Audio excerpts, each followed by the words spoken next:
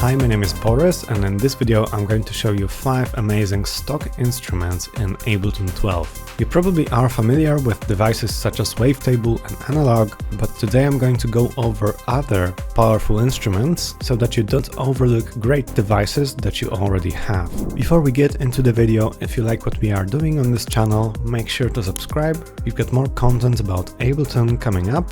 If you'd like to learn Ableton 12 with all the foundations of music production, check out our Beginner to Advanced Live 12 Start to Finish course. Make sure to also check out the Everything Bundle Collector's Edition, which includes all courses, sound packs and project files in our store. And to see all of that, check the video description.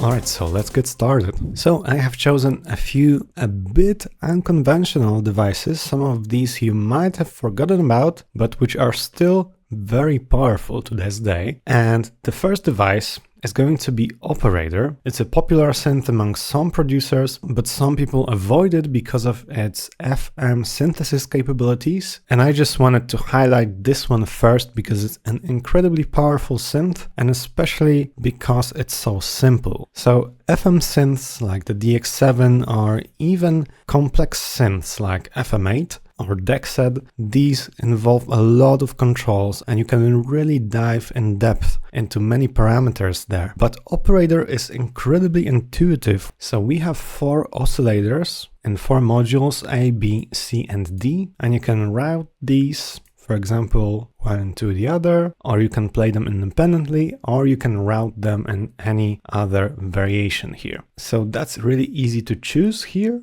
But that's typical for FM synths. What's great here is that we are using the same kind of envelopes, ADSR, for each of these oscillators. So it's really easy to use because oftentimes FM synths, they are going to have a very different looking envelope, and that can be a bit tricky to set up. But with Operator, it's really easy. ADSR just works like any other synth. And with these 3 controls, so level, fine-tuning and coarse pitch, you can achieve so much there that would involve a bit more clicking in other FM synths. Not only that, it's not only an FM synth, but it's also a subtractive synth, so it's the best of both worlds. And not only do we have a typical sine wave, but we also have saw waves, square waves, triangle, noise, which is really great here, and you can even draw your own sort of waves. So this is not only useful for FM style sounds, it also can produce different typical subtractive sounds, and also it's very useful for drums because of the noise oscillators here. So what we have loaded up here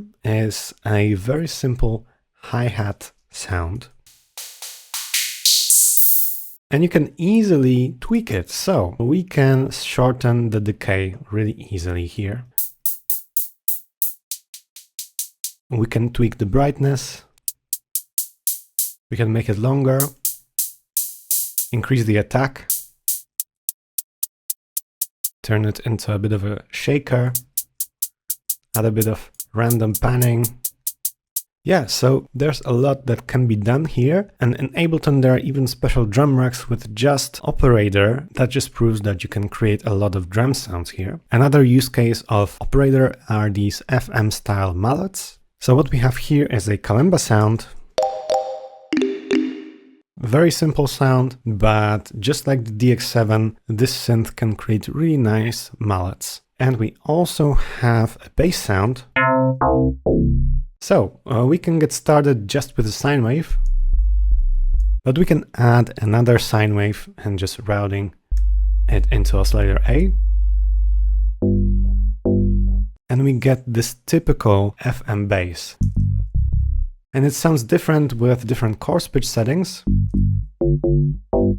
And you can just tweak the level to adjust the amount of harmonics. And yeah, this is useful in so many house tracks. And this technique of just adding harmonics with sine waves can be used to create keys, to create leads, many different things, especially when you change the sine wave to a different type of waveform, which wouldn't be possible in many other FM synths. Alright, so make sure to dive deep into Operator and really utilize all the amazing features here. And don't miss this filter section, which can be used on top of everything. as well as the LFO and the pitch envelope. Device number 2 that I wanted to talk about today is the sampler. So sampler is a more advanced version of the simpler device. So if we just dropped a simple hi-hat onto a simpler, with different velocity settings, it's just going to sound louder or quieter without any change in the actual sample. Now we can right click on the sample and go to simpler to sampler, and this transforms it into a sampler. And we can expand the zone section, and here we can drop more hi-hats to then map, for example, into different velocity sections. So that's what's been done here on this hi-hat. We have a bunch of hi-hats here. And as you can see, with different velocity values, we get a different sound. So if you just drop a bunch of samples here, go to velocity and distribute ranges equally, and right-clicking and distribute ranges equally, it's just going to distribute your samples across the entire velocity spectrum. Same can be done with keys. So you can, for example, choose different key zones for different samples. And you can also use a selector. So for example, you can map your macros to the selector, then go to distribute ranges equally, and then you can select between multiple samples with this knob. So there are many different ways of using sampler. This is just one technique. Another technique could be to create an entire multi-sampled rack, and Ableton 12 suite especially just comes with many multi-sampled kits. For instance, here we have a jazz drum kit.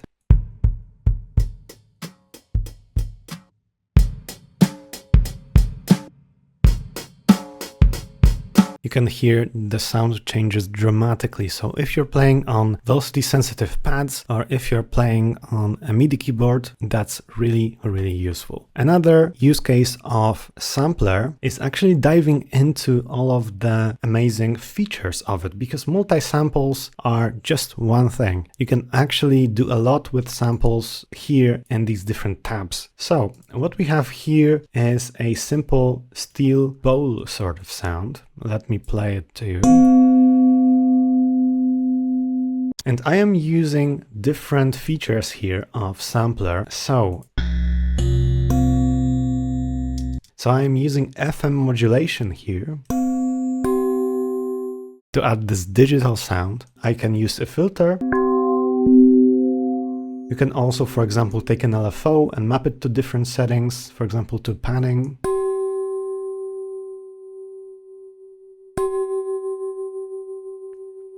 To the filter. You can map it to volume or to pitch even.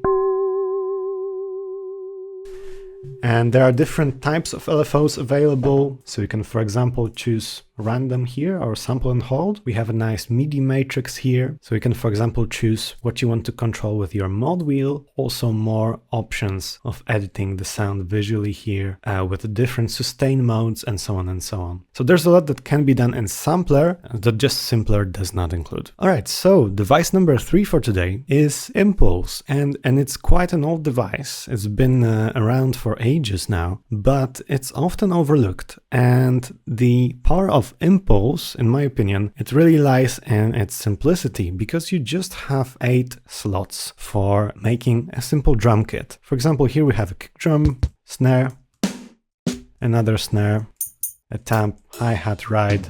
And what's great about Impulse is that all of these sounds have quite awesome editing features built in. For instance, we can easily add drive to the kick drum without dropping any saturator here. We could, for example, stretch the snare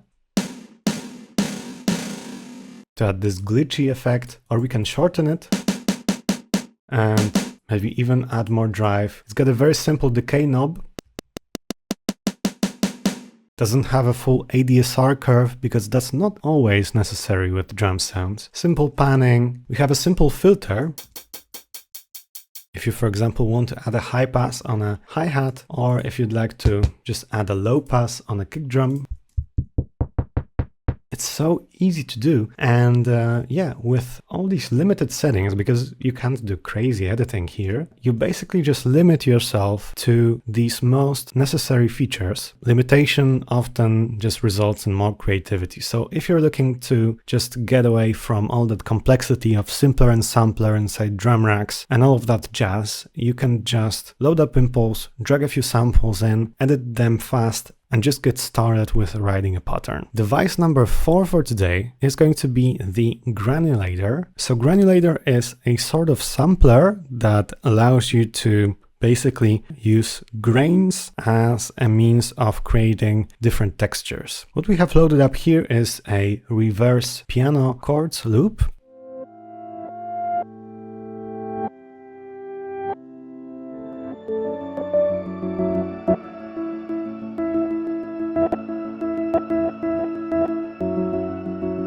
And especially for different ambient textures like this, Granulator can just provide you with results that wouldn't be possible in any other Ableton device. So if you're looking for some original pad sounds or some unexpected textures, just make sure to experiment with Granulator. And the last device for today is going to be actually a pack of devices, because we have this incredible set of instruments which are the Drum Synths. And what I have loaded up here is an entire drum rack of these devices. So we have a kick drum, FM sound, snare, clap, tom, closed hat, open hat, and also what we have is a sampler, a cymbal, a clang, and that's pretty much it. So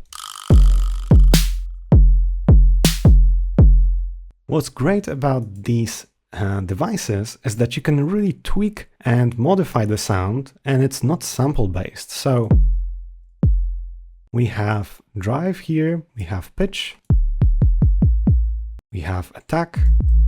For example, on the snare we can choose the color, different types of snares. On the hat we can choose with different types of noise. And you can easily create a sort of 808/909 kit here, and you can really take advantage of these simple yet powerful tweaks that can be done here in all of these devices. A curious thing is this sampler, which is incredibly simple, and so we can just load up anything really here. We have some FM sounds, we have a longer cymbal. So there's a lot that can be done here, and if you create a drum rack with all of these devices, you can easily get started with making some synthy sounding drums. Alright, so I hope you found any of these devices useful. I really encourage you guys to experiment with all of these. Make sure to check out our Music Production Academy with start to finish courses on making tracks in various genres. And if you'd like to learn Live 12 with all the foundations of music production, check out the Beginner to Advanced Live 12 Start to Finish course. Make sure to also check out the Everything Bundle Collector's Edition, which includes all of the courses, sound packs and project files in our store, and to see all of that, check the video description. Make sure to subscribe to our channel. If you enjoyed this video, leave it a like, write us a comment, and I will see you in the next ones.